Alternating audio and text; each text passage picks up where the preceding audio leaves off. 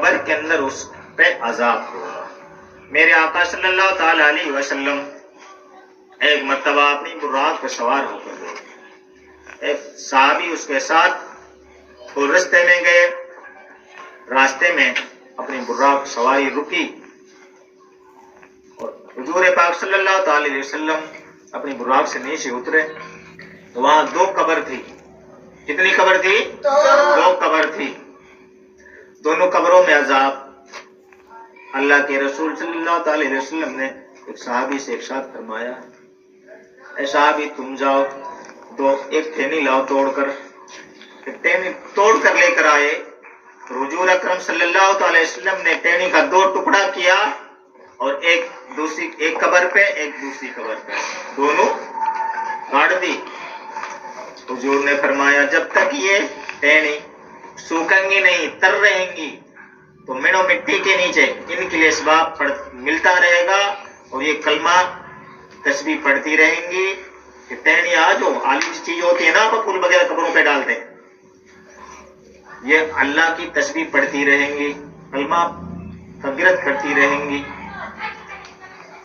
جب تک یہ سوکھیں گی نہیں، جب تک ان کے لیے ثواب ملتا رہے گا، جب تک یہ ثواب ملتا رہے گا۔ تو ہمیں ثبوت ملتی ہے، ہم قبروں پہ پھول ڈالتے ہیں، جب تک وہ پھول سوکھتے نہیں ہیں، جب تک وہ اللہ کی تسبیح پڑھتے رہتے ہیں، اللہ کی تسبیح بیان کرتے رہتے ہیں، اور منو مٹی کے نیچے اور مردوں کے لیے ثواب ملتا رہتا ہے۔ تو یہاں یہ ہمیں ثبوت ملتی ہے پھول قبروں پہ ڈالنے کی۔ اللہ کے رسول صلی اللہ علیہ وسلم سے ارشاد فرمایا، صحابی نے پوچھا کہ یا رسول اللہ یہ دو قبر تھی کس کی تھی، کون کون کی تھی؟ تو اللہ کے رسول نے ارشاد فرمایا کہ ایک قبر اس بندے کی تھی جو پیشاب کرتے اور چھینٹوں سے نہیں بچتے۔ کیا بولا؟ پیشاب کرتے اور چھینٹوں سے نہیں بچتے۔ تمہیں کبھی جب بھی پیشاب کرنا ہے تو پانی ساتھ لے کے جانا ہے، نہیں لے کے جانا؟ پانی ساتھ لے کر جانا ہے۔ اگر پانی نہیں ہے تو وہاں ڈیلا لگانا ہے، پانی نہیں ہے تو ڈیلا لگانا ہے، لیکن پیشاب کی چھینٹ اپنے جسم پر ایک بھی لگنے نہیں دینی۔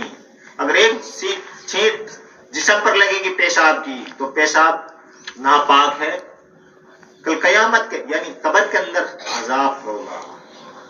دوسرے صحابی نے پوچھا یعنی دوسری یا رسول اللہ اس کے اوپر کیا عذاب تھا؟ حضور نے فرمایا کہ اے میرے صحابی یہ آدمی چگل تھا۔ کیا تھا؟ چگل تھا، ایک دوسرے کی چگلی کرتا، یعنی دوسرے کی بات کو دوسرے کے آگے بولتا اور دوسرے کی بات کو دوسرے کے آگے جا کے بولتا۔ تو یہ کیا ہوتی ہے؟ کیا ہوتی ہے؟ چگلی ہوتی ہے نا، ایک دوسرے کی بات کو دوسرے کے آگے جا کے بول لیتے نا، دوسرے کی بات کو دوسرے کے آگے جا کے بولنا کیا ہوتی ہے؟ چگلی ہوتی ہے۔ تو چگلی ہمیں کبھی کرنی نہیں کرنی، کبھی بھی نہیں کرنی، چگلی سے ہمیں توبہ کرنی ہے کہ اللہ تعالیٰ اگر ہم نے آج تک چگلی کی ہوا تو اللہ تعالیٰ ہمیں معاف فرما، آج کے بعد ہم کبھی چگلی کسی کی بھی نہیں کریں گے، نہ کسی کی غیبت کریں گے، نہ چگلیاں کریں گے۔